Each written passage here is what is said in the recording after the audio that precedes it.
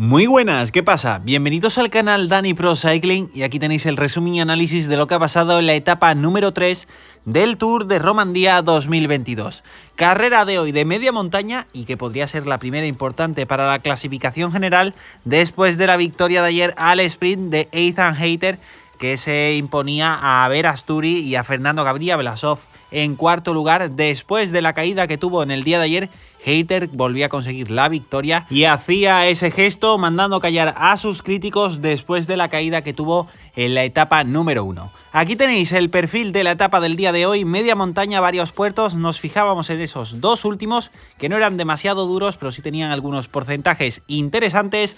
Un señor con gabardina amarilla y un arma daba salida a la etapa número 3 del Tour de Romandía y desde el principio varios ataques hasta que se formaba una fuga de tres hombres de gran calidad como eran Neylands, Peters y Cabaña.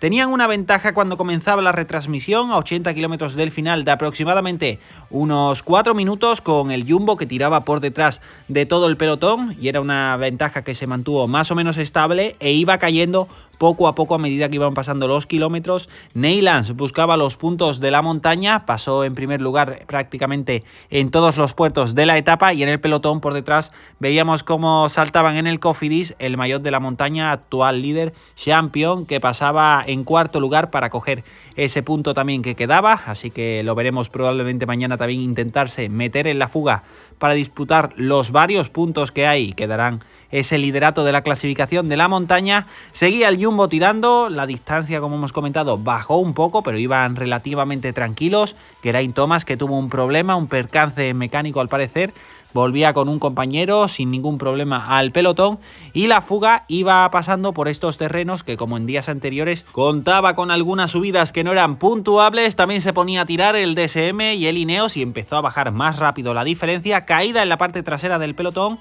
de Flukiger, que veíamos que se caía, pero prácticamente se levantaba rápidamente y lo veíamos incluso sonreír a la cámara, así que sabíamos que no se había hecho demasiado daño. Ese trabajo que estaban haciendo por detrás, tanto Ineos, el DSM y también el Jumbo en alguna ocasión, hizo que esta ventaja fuera cayendo en picado. En los últimos 30 kilómetros ya contaban con apenas un minuto, algunos ciclistas como Vernon ya sufriendo en la parte trasera, hacían una pequeña bajada y nos acercábamos a los dos últimos puertos de la jornada. Ya dentro de los últimos 25 kilómetros la carretera empezaba a picar para arriba y los sprinters ya veíamos que se empezaban a quedar a llevar un ritmo más tranquilo, incluso el líder de la montaña, Champion.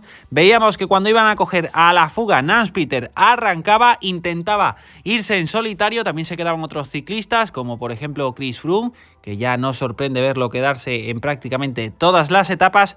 Cogían a Nance Peter, ya toda la fuga en el pelotón, y el Ineos, que seguía metiendo ritmo, llevando un ritmo bastante fuerte, coronaban este primer puerto y afrontaban la bajada. Nadie se había movido en este primer puerto, donde lo más duro estaba en la parte final, todos esperando a ese último puerto, que aquí lo tenéis, las rampas más duras en el principio, y en el pelotón el que se ponía a tirar era Criswick, llevando un ritmo que le fuera bien, en este caso a Rohan Dennis, líder de la clasificación general, seguía llevando este ritmo y una vez que acababan esta parte más dura, seguía el puerto picando para arriba, pero con porcentajes mucho menores.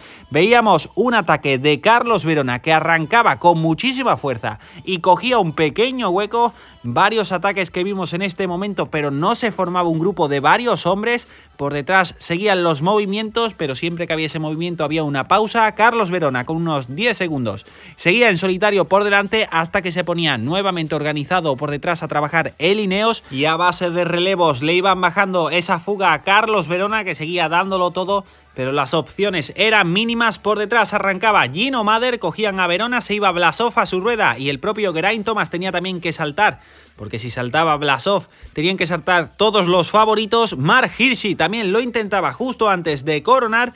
Parecía que se podía formar un pequeño grupo, pero nuevamente se paraban, no pasaban al relevo, se volvían a reagrupar todos y un pelotón bastante grande haciendo esta última bajada con los Israel trabajando para Patrick Bevin.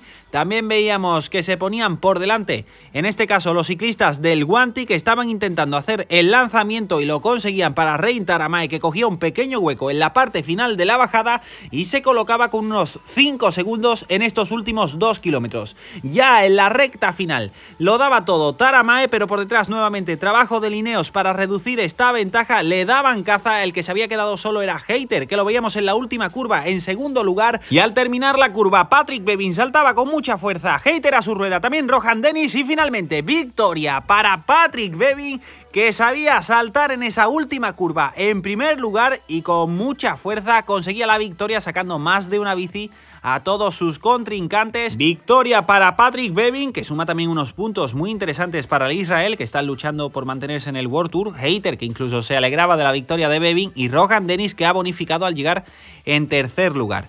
Aquí veíamos esta celebración, el top 10 con Patrick Bevin, luego Hayter, Dennis, Smith, Herman, Caruso, Fischer, Blatt, Grosjean, Ad y Honoré. Y la clasificación general con Dennis saca 14 a Bevin, a Grosjean 18, 22 a Smith, Teuns, Ayuso y Honoré, 25 a McNulty, Blasov 27 y Hirschi 28. Aquí la etapa de mañana, la etapa reina, como estáis viendo, de alta montaña, y además se prevé incluso nieve o lluvia, pero parece que va a ser nieve por el frío que va a hacer, y la cronoescalada del domingo, 4 planos y los últimos 10 kilómetros al 8%. Muchísimas gracias por estar ahí y nos vemos en el próximo vídeo.